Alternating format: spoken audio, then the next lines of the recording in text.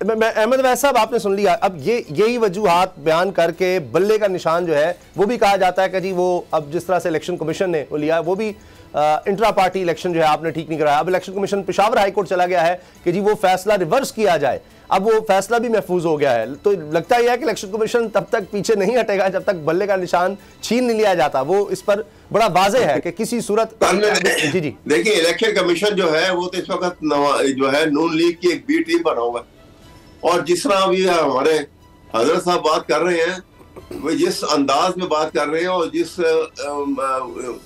उस माजी के उसी एक खास स्टेज के ऊपर फंसे हुए हैं, ये मुझे बताइए कि जब सुप्रीम कोर्ट ने फैसला किया था मियां नवाज शरीफ का, उस वक्त इमरान खान कब इन पावर था? इमरान खान की हुकूमत तो नहीं थी उस वक्त तो नवाज शरीफ जो था वो ये उसी की हुकूमत थी। 2017 की बात है वो तो सारी, और बाकायदा तौर पे। और दूसरी बात यह, मैं इनसे कहता हूं कि हजरत से कि जनाब आप देखिए, आप एक दफा नवाज शरीफ के 1980 में ये आया था मैदान सियासत में, और 1990 में ये पहली दफा प्राइम मिनिस्टर बना। 10 साल के इसके आप उठा के देख लीजिए, हर साल की इसकी वेल्थ स्टेटमेंट और इसके इनकम टैक्स रिटर्न की स्टेटमेंट आप देखिए कि उस स्टेटमेंट के होते हुए 8 साल 8,000, 10,000, 15,000, 4,000, इस स्टेटमेंट के ऊपर एवेन्यू की और ये अजीजिया की इतनी बड़ी जायदाद कैसे बन सकती है? करप्शन की इंतहा की, गरीब इस मुल्क को गरीब कर दिया। अवाम की पॉवर्टी लाइन जो है वो कहां से कहां पहुंच गई, और ये दो भाई और ये खानदान अमीर हो गया, ये नजर नहीं आता। यहाँ इनकी आंखें बंद हो जाती हैं। ये खुदा के लिए कभी मुल्क का सोचो।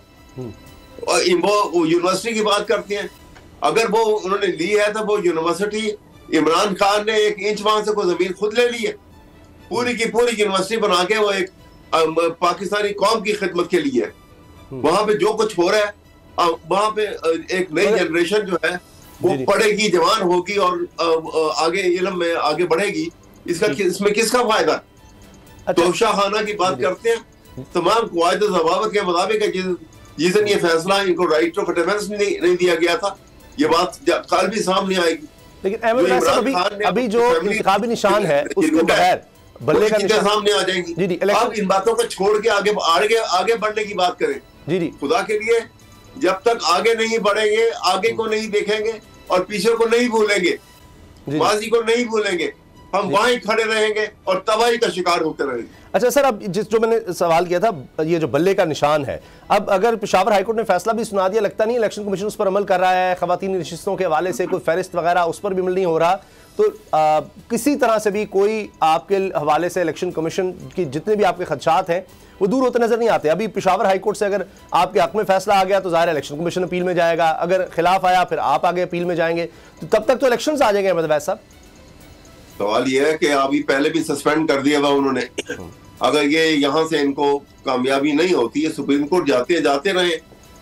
ये तो देखिए, कहते हैं ना कि वो एक मुहावरा है जो उर्दू का, कि काफिला चलता रहता है, कुत्ते भौंकते रहते हैं, ये मामला तो चलते रहते हैं, इसका ये मतलब नहीं होता। अब ये इस इलेक्शन कमीशन ने जो तरीकेकार इख्तियार किया है, क्या ये दुरुस्त है? एक मौके के ऊपर उनके पास वो कहते थे कि हमारे पास फंड नहीं है, कभी कहते थे कि हमारी हल्का बंदी नहीं हुई है, कभी कहते थे कि जी हमें इतना टाइम दरकार है। कोई एक स्टेटमेंट उन्होंने सुप्रीम कोर्ट में कभी एक सही स्टेटमेंट दी है? तो अब भी वो यही बात लगे हुए हैं। ठीक है, सवाल ये है कि एक बल्ले के निशान के ऊपर इलेक्शन कमीशन को क्या नुकसान है? जी अच्छा, सब्सक्राइब करें और बेल दबाएं ताकि कोई खबर रह न जाए।